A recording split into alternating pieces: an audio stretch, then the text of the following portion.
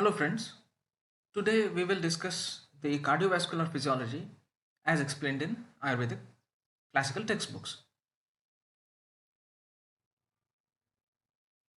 In my previous lecture, I explained that the digestion, main part of digestion, major portion of digestion takes place in the small intestine, and there occurs the division of food into Sara and Kitta, that is nutritive portion that gets absorbed, and the non-absorbable part which is called Kitta or which gets excreted.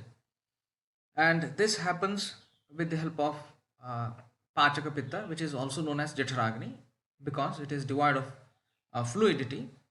This is what we discussed in the last class. And this Sara Kittau Prithak Tatha, this is something important because what happens to this Sara has been discussed somewhere else. For instance, in Sushruta Samhita, it has been discussed like Tatra Panchabhautikasya Chaturvidhasya Shadrasasya Dvividhaviryasya Ashtavidhaviryasya Va Aneka Gunopetasya Upayuktasya आहारस्य सम्यक् परिणतस्य यः तेजोभूतः सारः परमसूक्ष्मः स रस इत्युच्यते तस्य हृदयं स्थानम्. So what does it mean? At the beginning he explains the different uh, classifications of ahara, right? How can one classify ahara? So he enumerates these classifications such as the one based on the Panchabhautika composition, the other one based on the Chaturvidhasya, four types of foodstuffs based on the physical properties like Khadita, Ashita, Pita, and so on. This is dependent basically on the physical qualities of the foodstuffs. Then Shadrasasya, again based on the prominent rasa, out of six tastes, any one or two or more rasas could dominate in any one of the food items. So Shadrasasya, then Dvividha Viryasya, again based on the Virya classification, Shita Virya and Ushna Virya, again according to another classification of Virya, it could be divided into 8 types, Ashtavidha Viryasya. Va Aneka Gunopetasya, again based on the gunas, for instance, the Gurvadi gunas, 20 gunas. Based on that, again you can classify the ahara into several categories. So, such ahara, Aneka Gunopetasya, Upayuktasya, when consumed, Upayuktasya means when consumed, when such food is consumed, then what happens?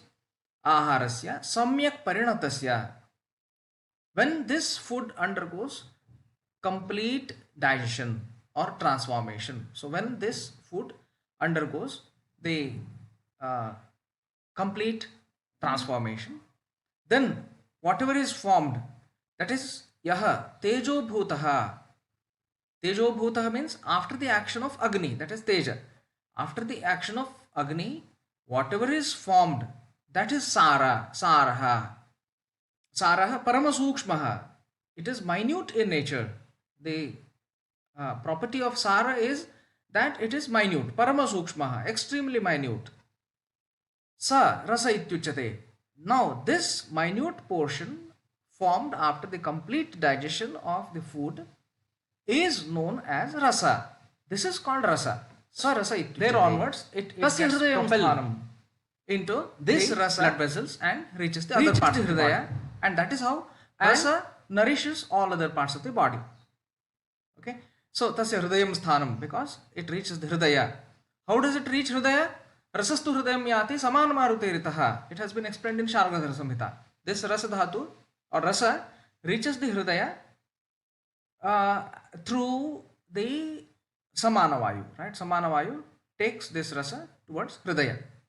And then another reference from Atankadharpana Tika mentions that Tejo Bhutaha Param Sukshma Sa Raktarasa Uchyate. Here again, this is an interesting reference. because the similar phrase has been used. Tejo bhutah param sukshmaha. In Sushruta also, you get yaha tejo bhutah sarah param sukshmaha. And in this reference, he says tejo bhutah param sukshmaha sa rakta rasa uchyate. Whereas in Sushruta Samhita, it has been simply said that sa rasa ityuchyate. But here he further clarifies this as it is rakta rasa, because rasa and rakta circulate together in the body. This is the meaning of this verse, and it is very important because it clarifies that the blood reaches the heart from the periphery, and there onwards it gets pumped into other parts of the body.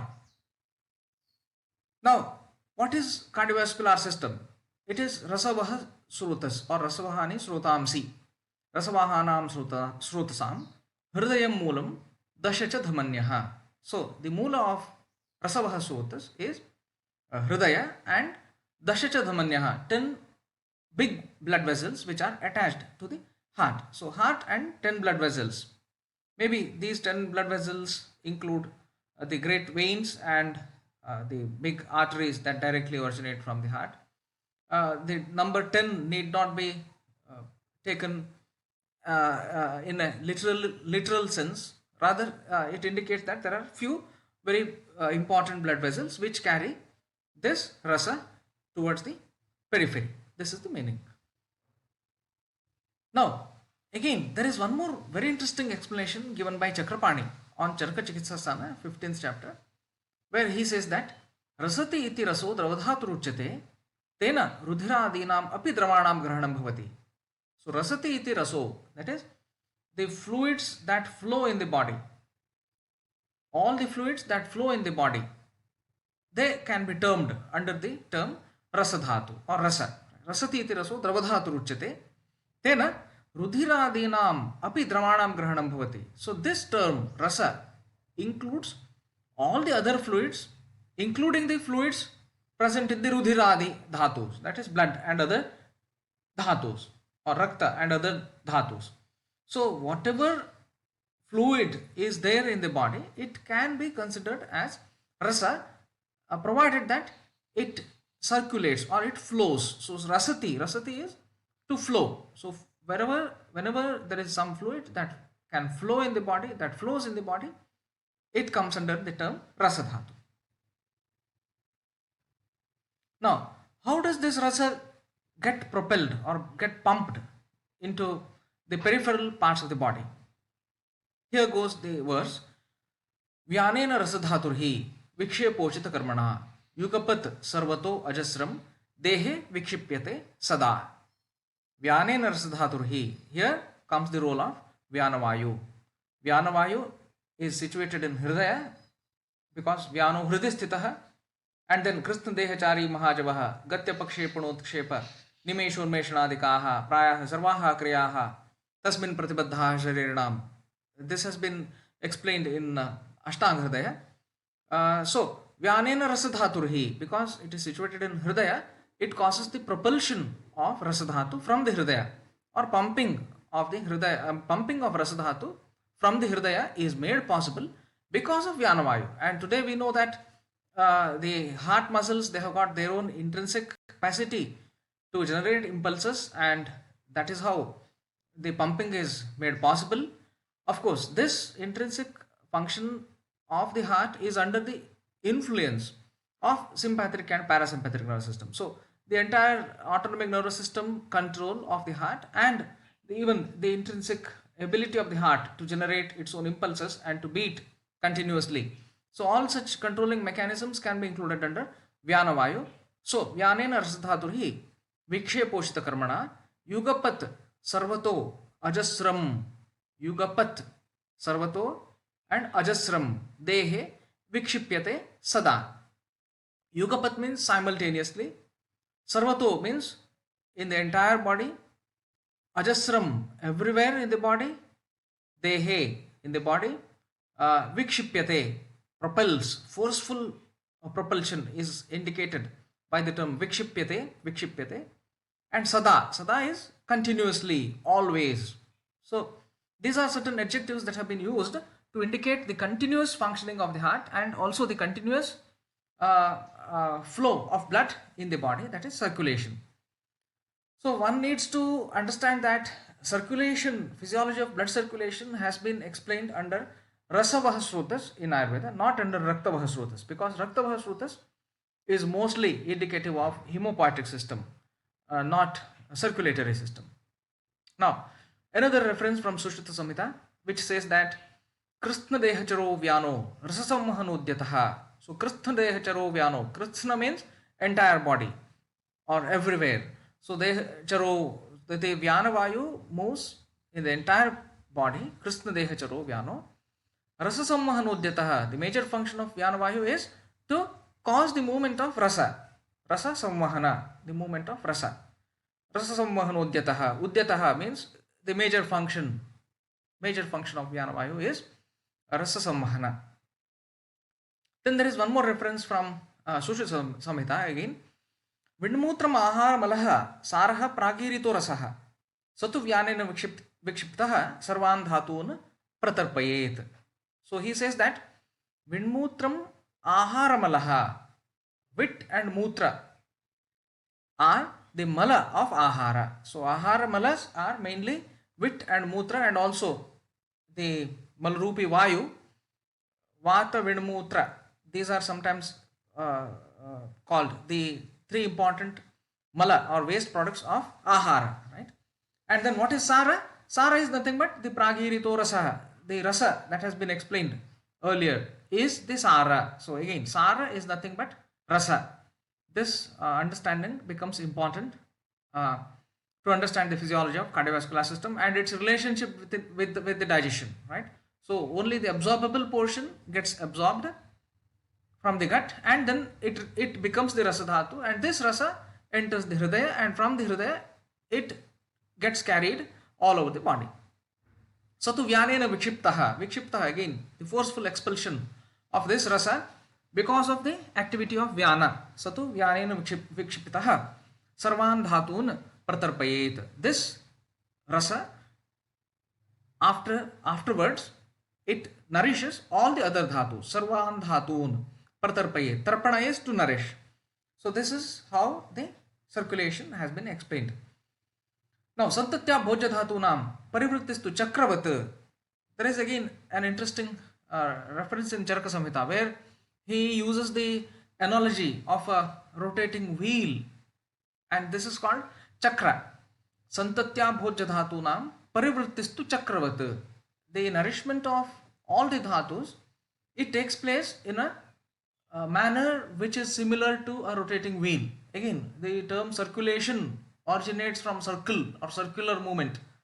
Means something starts from some point and it returns to the same point after completing the circuit. That is called circulation. So similarly, the chakravat, the analogy of chakra is very, very interesting, and it captures the idea of the circulation. हृदोरसो निस्सरति तस्मादेति च सर्वशः सिराभि हृदयं वैति तस्मात् हृत्प्रभवाः सिराः. This reference is from Bhela Samhita, which is very, very important because this is the possibly only one reference which is very important, which explains the basics of systemic circulation in the human body, where it is said that Hrido Raso Nissarati, this Rasadhatu gets ejected out of Hridaya, Hrido Raso Nissarati, Tasmadeva cha Sarvashah, from there onwards it moves all over the body. Then Sirabhihi, through the blood vessels known as Sira, it once again reaches the Hridaya, Hridayam Chaiti or Hridayam Vaiti. There are several different textual readings. Somewhere it is written that Tasmadeva cha Sarvashah. Sometimes it is written as Tasmadeti cha Sarvashah. We won't go into these details and complications. Rather, we will understand that the meaning of these verse is related to the systemic circulation. Hrido Raso Nissarati, from the Hridaya, the Rasadhatu gets ejected out of the heart and then circulates all over the body, spreads all over the body. Then through the blood vessels known as siras, it re-enters the hridaya. Sirabhi hridayam vaiti. Tasmat hrid prabhavaha siraha. Therefore, the siras can be said to be originating from the heart, because the entire circulatory system is a closed circuit, because they originate in the heart and they end up in the heart. This is something very, very interesting. Again, the term sira need not be always translated as veins, because it is said that they originate in the heart also. So most of the blood vessels, or rather here it indicates all the blood vessels, right, which originate in the heart and then circulate, take the blood to the all parts of the body, and then carry the blood towards the heart. All these blood vessels are termed as sira in this particular reference.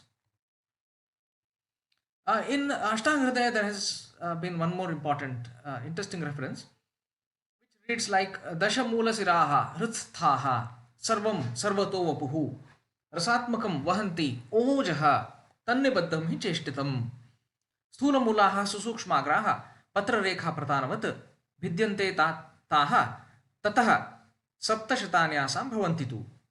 So here he says that Dashamula Siraha Hristhaha. So the 10 major blood vessels that are attached to the Hridaya, they actually run in the entire body. Sarvam Sarvato Vapuhu. They run in the entire body, and then what do they carry? They carry the Rasatmakam Vahanti Ojaha. They carry the Rasatmaka Ojas. So Oja, which is circulating along with Rasa. So Ojas also circulates along with Rasa, and in the previous references we have seen that Rakta also circulates along with Rasa. So Rasa, Rakta and Ojas are three important entities or fractions that run in the cardiovascular system. So Rasatmakam Vahanti Ojaha Tannibaddham Cheshtitam. So because of this, the Cheshtita life is sustained. Okay. Then Sthula Mulaha Susukshmagraha.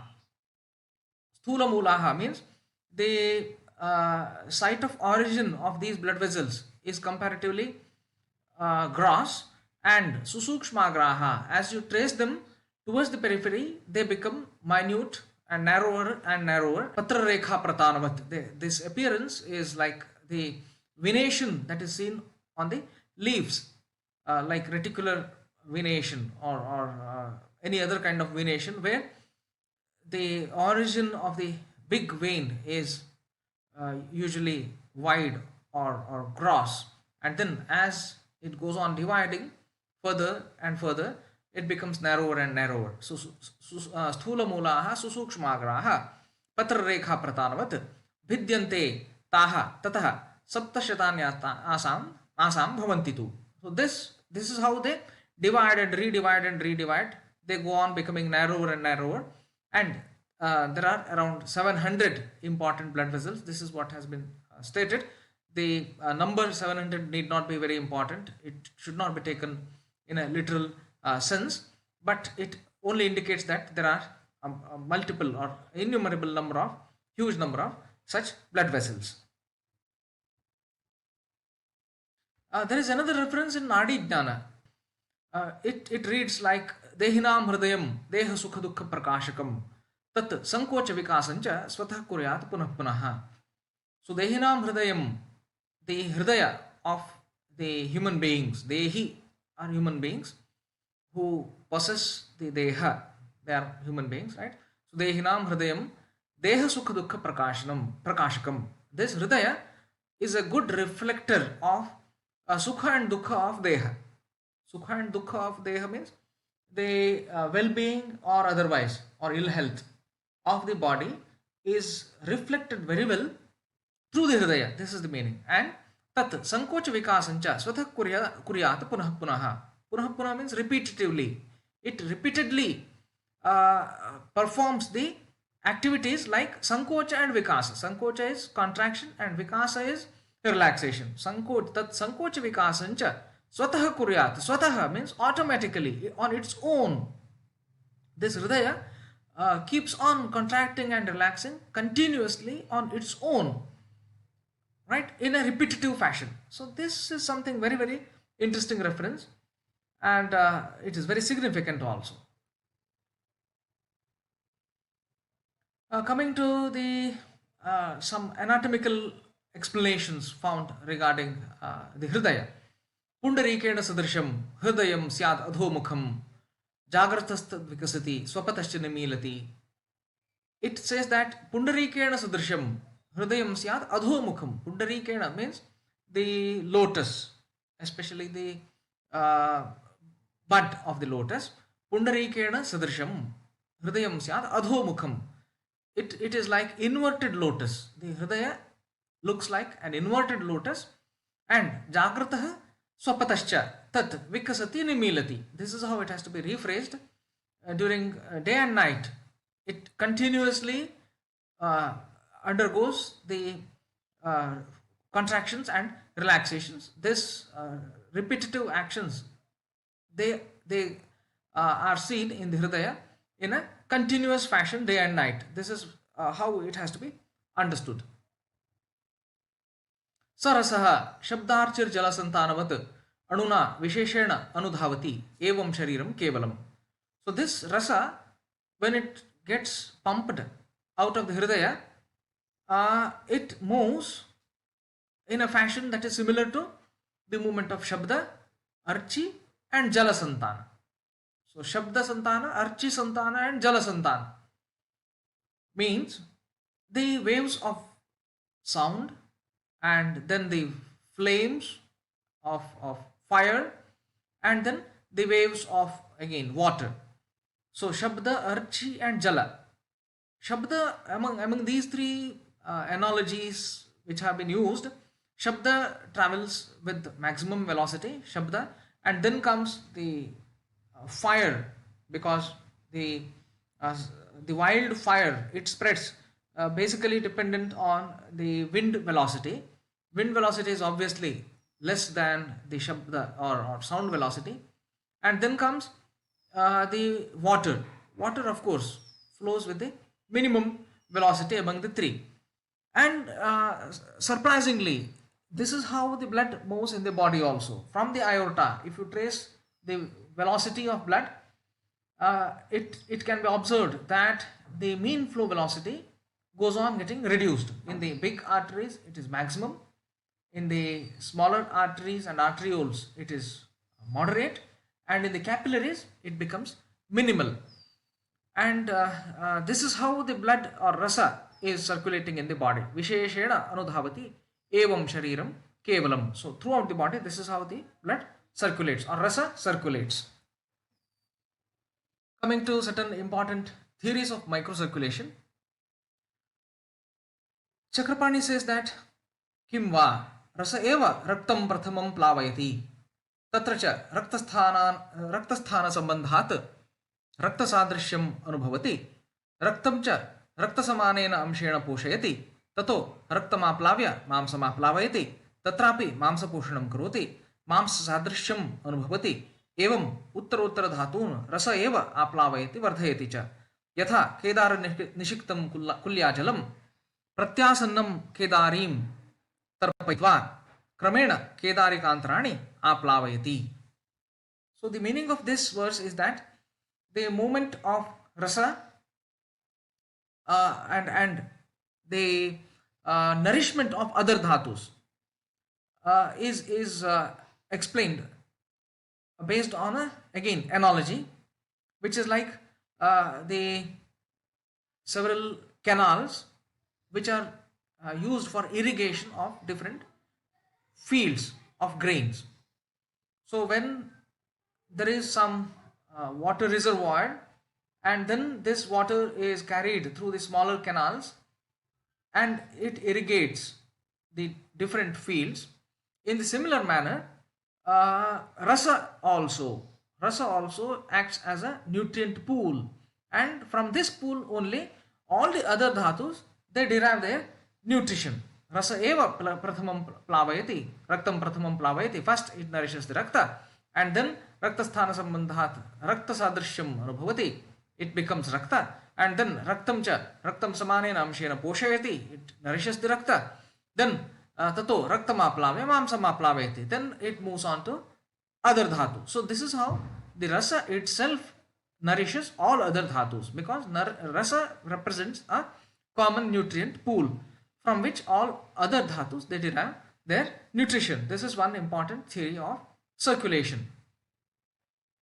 And then another theory of nutrition is mentioned as Khale Kapotanyaya, where it has been mentioned that भिन्नैरेव मार्गैः धातूनां पोषणं भवति, यथा खले उत्पत्तितानां कपोतानां भिन्नदिग्गामिनां स्वीय स्वीय मार्गेणैव गच्छतां गम्यदेशस्य प्रत्यासन्न विप्रकृष्टादिभेदेन शीघ्रं चिरेण च गमनं भवति तद्वत्.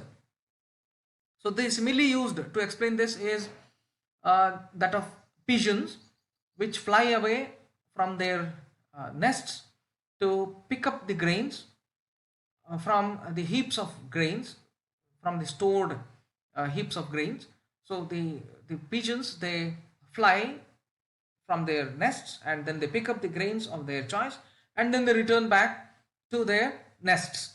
And the distance of the nests from the heap of grains, this determines the nourishment of different pigeons, right? How much nourishment and how fast a pigeon gets nourishment or its grain.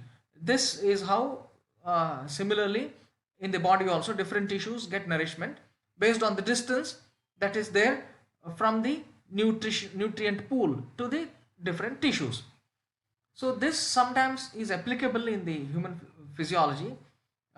Sometimes, for example, in the liver, the central vein is the vein which ultimately drains to become the hepatic veins, and the sinusoids in the liver, they contain the blood from hepatic artery branch and the portal vein branch, the branch of portal vein and a branch of hepatic artery. Both of them, they drain their blood into the sinusoids in the liver, and the peripheral parts of the lobule, they receive oxygen rich blood because there is a mixture of arterial and venous blood. In the peripheral parts of the lobule of the liver, they receive the nutrient rich and oxygen rich blood, whereas as the blood reaches towards the central vein, the cells or hepatocytes situated nearer to the surrounding the central vein, they receive oxygen poor blood, and this quite often happens in many other parts of the body also. So possibly this is how we need to understand these two different theories of circulation.